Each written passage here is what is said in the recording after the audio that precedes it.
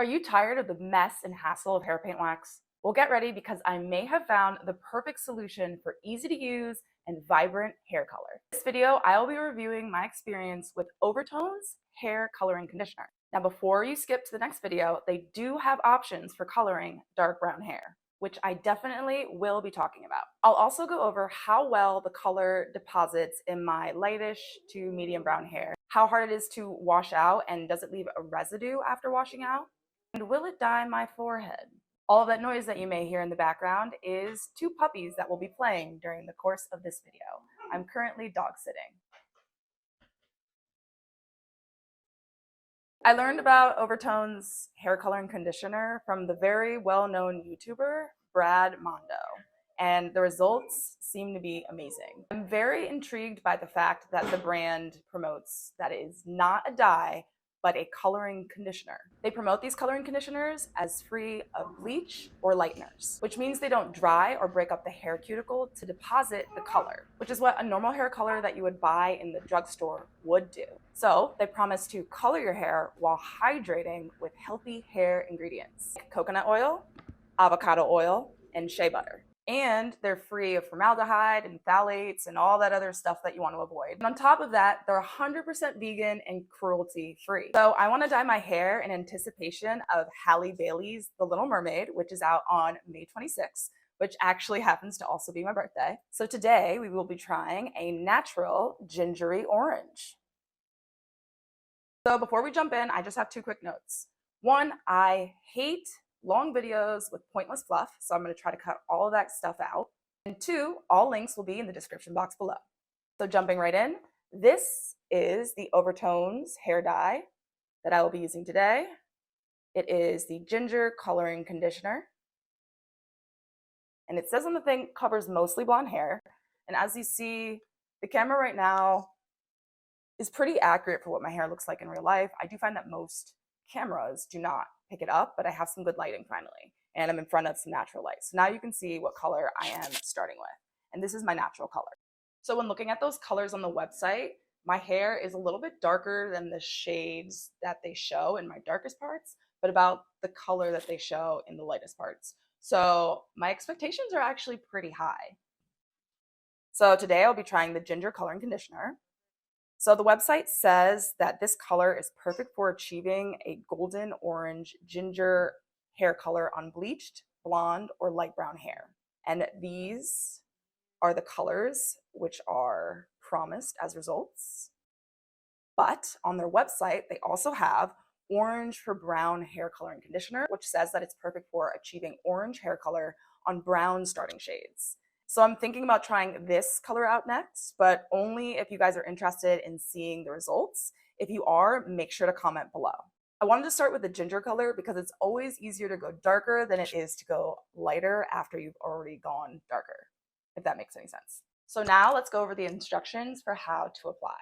The website says that you should be able to apply it to wet or dry hair, and then you just leave it on for 10 to 15 minutes. So that's exactly what I'm going to do. It also mentions that after that initial application, you can reapply it if you want to either just color your hair a little bit more or if your hair feels dry because it is a conditioner. But I will only be applying it once because I want to see how well it deposits once and how quickly it fades or washes out when you don't really wash your hair that much. Me having microlocs, I only wash my hair about once every 2 weeks. So it'll be really interesting to see how long it takes for the color to fade. Let's get to the fun part. I am going to do this while my hair is dry because I don't want to double wash my locks. So in the package, I got this from Amazon actually. It had disposable gloves and then just this little like about Overtones packet. If I had Vaseline, I would be putting Vaseline on my edges just to discourage it from coloring my forehead. But instead I'm going to use this Aveeno Eczema Therapy because it's pretty thick and it seems like it's got some kind of like petroleum base, if I'm not mistaken, even though it's not greasy at all. So first I'm going to start just by applying this to my edges. And now I'm going to apply this so that it doesn't get on my robe. I just got this at a beauty supply store.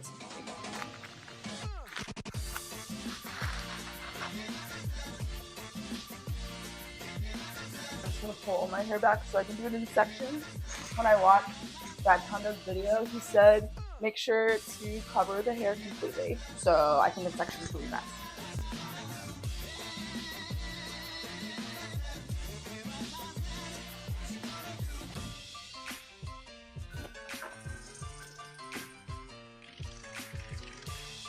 I'm unsure if I'm even gonna have enough to coat my hair, but I'll let you know once I'm done. That wasn't too bad. I still have a lot left. So when you see me next, I will be completely done putting this in my hair. So I'm done applying the Overtones coloring conditioner. I would say I probably should have bought 2. My hair is very thick. I tried to just make sure it was at least all over the top and covered my ends where my hair lightens. But like for some of the deep parts down here, it's not colored. But like I said, I just try to cover the part that's gonna show no matter what I do. Yeah, you see, like I didn't have enough to do this part. I did, and then I tried to do some in case I wanted a center part, but then I realized I didn't put enough over here in case I wanted to part on this side, but maybe I just won't part on this side, but it also gives a little bit of color variation. Try not to touch it too much. Next time I'm going to buy 2 if I do it next time. Now I'm going to sit for 15 minutes with this on my head and play with my puppies for a little bit. Then I'm going to rinse my hair using no shampoo whatsoever. So I just finished rinsing my hair and my hair is currently stretched and drying. So I don't know about y'all, but to me the color is looking pretty good, but we'll definitely see once it's completely dry and I take it out of this stretch style. Okay, so quick side note, if you have starter locks and you're still within the first 6 months of your starter lock journey and are in the infancy of your lock journey, or if you're a person who has looser hair, you probably would want to hold off on trying this product out because it is a conditioner and conditioners can cause slippage and bunching when you have microlocs. But no matter who you are, I would definitely recommend braiding and banding if you have microlocs before using this product, or at least after you finish washing the product out of your hair. Since my locks are relatively mature, I chose to wash the product out of my hair completely where my hair was still loose and then put my hair in a stretched braided style. So, did it dye my forehead? The answer is there was some that touched my skin, but as you can see, no, I don't think it did. It did get some on my ears and on the back of my neck, and it was also on my hands. And there's a little bit slightly on my hands. You'll notice that this other discoloration is actually my eczema, so just like don't look at that. But there's very little orange right here. What I did to take it off of my skin was I took a hand towel and I put a little bit of hand soap on it, and I just put it on my skin and anywhere that I noticed that it was on my face or on my ears. And then when I was rinsing it out, I washed my whole body. So I'm pretty happy with the fact that it doesn't actually look like it really discolored my skin. I also took a plastic bag like from the grocery store and wrapped it around my head just to keep it off my neck as much as possible and off my ears as much as possible. In a second, we will talk about how it washed out and whether or not it left a residue in my hair. Okay, let's do it. So this is the final look. And here is a side-by-side of before and after I used the Overtone.